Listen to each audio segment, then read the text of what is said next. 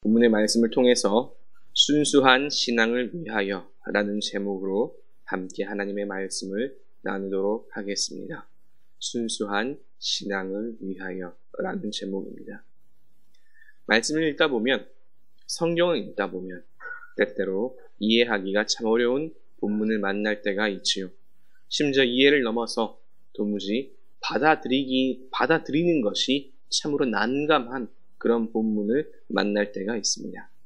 저는 개인적으로 오늘 함께 나눌 말씀이 바로 이런 범주에 들어가는 말씀이 아닌가 하는 생각이 듭니다. 성경 에스라 후반부에 해당하는 9장과 10장은 이방 여인과 통혼한 유대인들과 그에 대한 회개가 나타나 있는 말씀입니다. 우리가 성경의 역사와 율법을 알고 있듯이 몇몇의 경우를 제외하고는 유대인들은 이방 여인들과 결혼하는 것이 금지되어 있었습니다. 그러나 그렇다고 하여 유대인들이 이방 여인들과 전혀 결혼을 하지 않은 것은 또 아닙니다. 우리가 잘 아는 룻기에 나오는 룻도 이방 모압 여인이었지요. 또 더 거슬러 올라가면 여리고성이 무너질 때 도움을 주었던 라합도 이방 여인이었습니다. 그러나 그들은 이스라엘 민족과 결혼하여 자연스럽게 이스라엘 공동체에 편입되었지요. 그런데 어제 오늘 말씀을 보면 에스라를 비롯한 유대인들은 참으로 충격적인 결정을 합니다. 이방 여인들과 결혼한 유대인들을 다 조사한 후에 그 여인들을 다 내보내기로 결정한 것입니다. 한번 상상해 보시기 바랍니다. 여러분이 만약 이렇게 쫓겨나게 된 이방 여인이라고 한번 생각해 보시기 바랍니다. 얼마나 어처구니가 없고 또 너무나 황당하고 황망하지 않겠습니까? 나는 결혼해서 잘 살고 있었습니다. 자녀도 낳았지요. 설령 뜨거운 사랑은 아니었다 할지라도 고대사회의 관습과 풍습에 따라서 남편에게 복종하고 또 자녀를 낳아 그렇게 키우고 있었습니다. 그런데 어느 날 유대인들의 지도자들이 다 같이 결의해서 나를 쫓아낸다는 것입니다. 내가 단지 이방 여인이라는 이유만으로. 여러분이라면 이것이 수긍이 가시겠습니까? 특히나 오늘날과 같이 여성 인권을 중요하게 생각하고 또 남녀 간의 평등한 지위를 중요하게 생각하는 이 사회에서는 참으로 받아들이는 것이 쉽지 않은 말씀 가운데 하나입니다. 오늘날로 가정해서 단지 국제결혼을 했다라는 그 이유만으로 어떤 공동체에서 추방당했다고 해봅시다. 혹여라도 여성단체 등에서 그 사실을 알게 되면 어떻게 될까요? 소위 뒤집어지겠지요. 그것이 말이나 되냐고 말이요. 그만큼 현대의 여성인권이라는 점에서 보면 오늘 말씀은 참으로 받아들이기 어려운 말씀 가운데 하나임은 분명합니다. 아니, 현대가 아니더라도 인륜이라는 관점에서 보더라도 사실 받아들이기가 쉽지가 않습니다. 잘 살고 있는 어떤 한 가정을 지도자들의 결정으로 갈라놓는 것이니까요. 어떤 이들에게는 그래서 이런 본문이 성경, 믿음을 받아들이는데 거치는 그런 말씀이 되기도 합니다. 그런데 참으로 놀라운 것은 이 모든 과정을, 이 모든 결정을 귀한 대부분의 유대인들이 다 수긍하고 받아들였다는 점입니다. 분명히 그 중에는 서로 사랑하는 부부도 있었을 것이고 또 자녀도 있었을 것이며 또 여러 가지 다른 이유들로 받아들이기가 쉽지만은 않았을 테임에도 대부분의 유대인들은 이 모든 결정을 받아들였습니다. 그 말은 이 모든 과정과 결정에 그만한 정당성이나 이유가 있었다는 말이겠지요.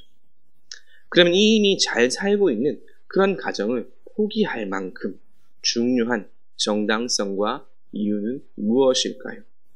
만약 그것이 무엇인지 안다면 오늘날의 관점에서도 이 본문을 이해하고 받아들이는데 조금 더, 아니 훨씬 수월할 것입니다. 그 가장 중요한 첫 번째 이유는 이러한 조치가 오히려 유대 공동체를 지키기 위한 조치와 결단이었다는 점입니다. 작게 본다면 가정 공동체의 파괴라고 볼 수도 있겠지요. 지금까지 이야기했듯이 잘 살고 있었을지도 모를 그런 가정을 갈라놓은 것이니까요. 그러나 귀환한 유대 공동체 전체를 본다면, 유대 사회 전체를 본다면 이와 같은 결정은 불가피한, 아니 반드시 해야만 하는 결단이었습니다. 만약 이와 같은 결단이 없었다면 아마 유대 공동체는 세월이 흐른 뒤 흔적조차 남지 않았을지도 모를 일입니다. 그렇기에 이방 여인들과 통혼한 수많은 유대인들, 또 지도자들은 이 뼈아픈 결정을 다 받아들인 것입니다. 그러면 어떤 점에서 이와 같은 조치가 반드시 필요했을까요? 그것은 이방 문화의 유입입니다. 이 당시 이방 문화는 이제 막 귀환한 유대 공동체는 아주 작은 숫자였습니다. 이 유대 공동체의 정체성을 완전히 없애버릴 수도 있을 정도의 수준이었습니다. 실제로 북이스라엘 지역, 사마리아 지역을 보면 이것을 분명히 알 수 있지요. 아수르 제국의 민족 이동 정책으로 인해서 수많은 이스라엘 민족이 다른 땅으로 강제 이주당하였고, 또 그 일부는 새롭게 유입된 이방인들과 통혼하였습니다. 그리고 그 결과는 우리가 아는 대로 이스라엘 민족의 사라짐입니다. 10개의 이스라엘 지파가 그냥 사라져 버린 것입니다. 유대인들로 이것을 당연히 알고 있었습니다. 그래서 그들은 바벨론, 페르시아 제국 시대를 거치면서도 그들의 혈족에 대한 강박적, 편집적인 정말 그 정도로 느껴질 정도로 강력하게 혈족을 지켜왔지요. 그리고 이것을 통해서 민족이 살아남을 수 있었던 것입니다. 그리고 이것은 예루살렘 귀환 후에도 마찬가지입니다. 오히려 더욱 철저히 할 필요가 있었습니다. 왜냐하면 당시 이방 민족들의 문화, 재력, 권력, 기술력, 종교 등은 유대인들의 정체성을 잡아먹고도 남을 만큼 강력했기 때문입니다. 만약 에스라와 지도자들의 이 눈물겨운 조치와 결단이 없었다면 유대 민족도 사라진 사마리아의 10지파와 같이 되었을지도 모를 일이지요. 분명히 누군가에겐 가슴 아픈 이별이었을 것이고 누군가에겐 받아들이기 쉽지 않은 결정과 결단이었을 테지만 만약 그렇게 하지 않았다면 오히려 민족 자체가 사라질 수도 있었기에 유대인들과 지도자들은 이와 같은 결단을 한 것입니다. 그리고 이 결단에는 또 한 가지 생각해야 할 아주 중요한 것이 한 가지 있습니다. 오늘 말씀의 두 번째인데 유대 공동체가 다른 어떤 단체나 집단이 아닌 바로 하나님을 믿는 공동체라는 점입니다. 유대인들은 하나님을 믿는 민족이지요. 누군가는 이렇게 말할 수도 있을 것 같습니다. 반드시 공동체가 더 중요합니까? 민족이 개인보다 더 중요합니까? 개인과 개인의 가정도 중요하지 않습니까? 민족 공동체를 위해서 꼭 개인과 가정을 희생해야만 합니까? 이것은 하나만 알고 둘은 모르는 말입니다. 이스라엘 민족의 가장 중요한 정체성은 그들이 하나님을 믿는 민족이라는 점입니다. 이것이 무너지면 그것은 더 이상 이스라엘이라 부를 수 없겠지요. 그런데 이방 여인들과의 통혼은 바로 이 신앙적 정체성을 흐트릴 수도 있는 문제였습니다. 먼저는 이방 여인들과의 통혼으로 인한 간접적인 문화적 침범이지요. 문화적 침범에는 당연히 이방 종교도 포함되어 있습니다. 그들이 더 강한 문화적 또 종교적 영향력으로 유대 민족의 신앙을 잠식하는 것은 그리 어려운 일이 아니었습니다. 다만 시간이 필요할 뿐이었죠. 이것을 다르게 말하면 시간만 흐르면, 시간이 있으면, 어떤 특별한 조치와 결단이 없이 시간만 흘러간다면 유대 민족의 신앙적 정체성도 충분히 사라질 수도 있었다는 문제였습니다. 그리고 또 한 가지는 자녀 양육에 대한 것입니다. 고대 사회에서 자녀 양육은 아버지와 어머니 둘 중에 어느 분의 영향이 더 컸을까요? 두말할 필요 없지요. 오늘날도 어머니의 영향이 더 크다는 것을 대부분이 인정하는데 고대 사회에서 어머니의 영향력이 더욱 컸다는 것은 두말할 필요가 없습니다. 유대 사회에서 남성은 가문과 또 제의를 담당하였고 여성은 자녀 양육과 민족의 유지를 담당하였습니다. 어머니가 유대인이면 자녀도 유대인이 됩니다. 민족 유지의 면에서 유대인은 모계 사회이지요. 그런데 어머니가 이방 종교를 가진 이방인입니다. 그렇다면 어떻게 될까요?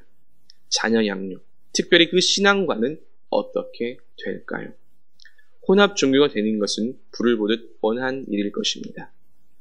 그렇게 단순히 문화적 영향력의 측면이 아니라 유대 민족이 하나님을 믿는 민족, 그러한 신앙 공동체라는 점에서 이방 여인과의 결별, 통혼 금지는 필수적인 결단일 수밖에 없었습니다. 그리고 이것은 오늘날 그리스도인들의 신앙적 태도에도 그대로 적용할 수 있습니다. 에스라와 유대 지도자들과 같은 특단의 조치가 없이, 그와 같은 결단 없이 이 세상 문화 속에서 그저 시간이 흘러간다면 우리의 믿음은 어떻게 될까요? 귀환한 유대 공동체가 직면했던 이방 문화나 오늘날 우리가 경험하고 있는 세상 문화의 본질은 결코 다르지 않습니다. 똑같습니다. 오늘날 신앙의 순수성에 대한 이야기를 하는 것이 참으로 쉽지 않습니다. 왜냐하면 그렇게 주장할 만큼 그 순수성을 지켜가는 사람이 극히 드물기 때문입니다. 이렇게 말씀드리는 저조차도 만약 누군가가 당신은 그만큼 순수한가? 라고 묻는다면 참으로 부끄러울 따름입니다. 그러나 그럼에도 불구하고 오늘을 살아가는 그리스도인들은 항상 경계하고 조심해야 합니다. 의식하지 않고 경계하지 않고 신경 쓰지 않는다면 어느새 세상 문화에 휩쓸려 가고 말기 때문입니다. 그렇기에 결단이 필요합니다. 삶의 유익, 삶의 즐거움을 내려놓을 수 있는 그러한 결단이 필수적입니다. 그리고 유대인들도 이것을 알았기에 그들은 결단하였고 더불어 그들은 늘 하나님의 말씀을 기억할 수 있는 도구들의 삶의 여러 곳에 마련해 두었지요. 말씀을 손목에 메고 미간을 표로 만들고 문설주로 만들어 또 그렇게 기록하였습니다. 그렇게 기억하였지요. 그렇게 해서라도 늘 하나님의 말씀을 기억하고 세상 문화를 경계하며 스스로를 되돌아보고 점검하기 위해서입니다. 마침 우리 주사랑교회도 이와 같은 운동을 하고 있지요. 바로 기쁨의 50일입니다. 매일 말씀 한 구절을 읽고 그 구절 가운데 하나님의 은혜를 구합니다. 짧은 시간, 작은 움직임이지만 이렇게 해서라도 세상 문화 속에서 그리스도인으로서의 정체성을 기억하고 하나님을 찾으며 하나님과 동행하고자 힘써야 합니다. 어지러운 세상 속에서 항상 하나님을 구하며 믿음을 더욱더 공고히 세워가는 저 여러분, 우리 주사랑교회 되시길 주님의 이름으로 축원합니다. 말씀을 생각하시며 찬송가 288장 함께 찬양 드리시겠습니다.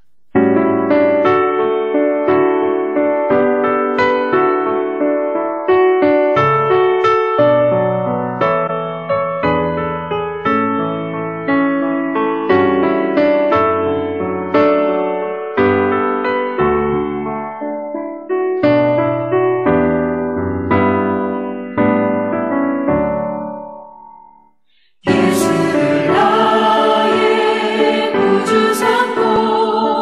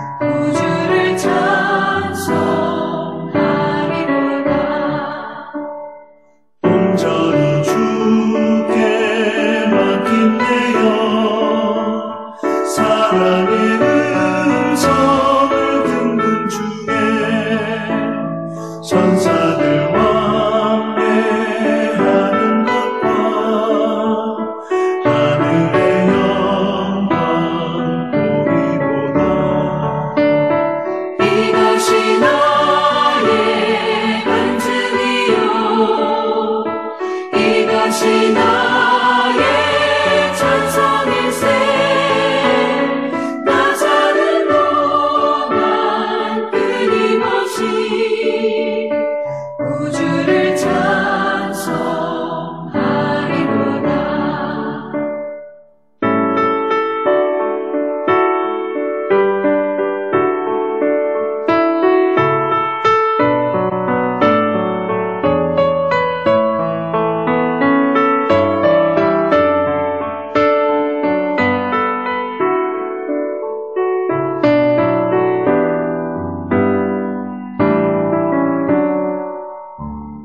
주 안에 기쁨 물이 불어 마음의 풍랑이 잔잔하니 세상과 나는 간 곳 없고 구속한 주만 보이도다.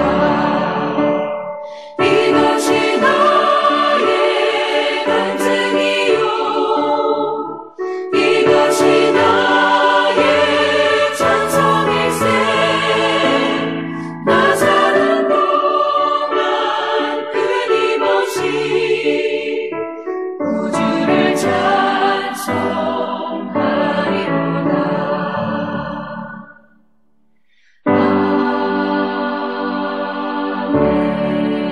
아멘. 이제는 우리를 구원하신 예수 그리스도의 은혜와 아버지 하나님의 크신 사랑과 언제나 동행하시며 인도하시는 성령 하나님의 교통하심이 어지러운 세상 속에서도 하나님을 구하며 또 믿음을 더욱 공고히 세워가고자 결단하는 모든 주의 자녀들과 그 삶에 이제로부터 영원토록 함께 하시길 간절히 축원하옵나이다. 아멘.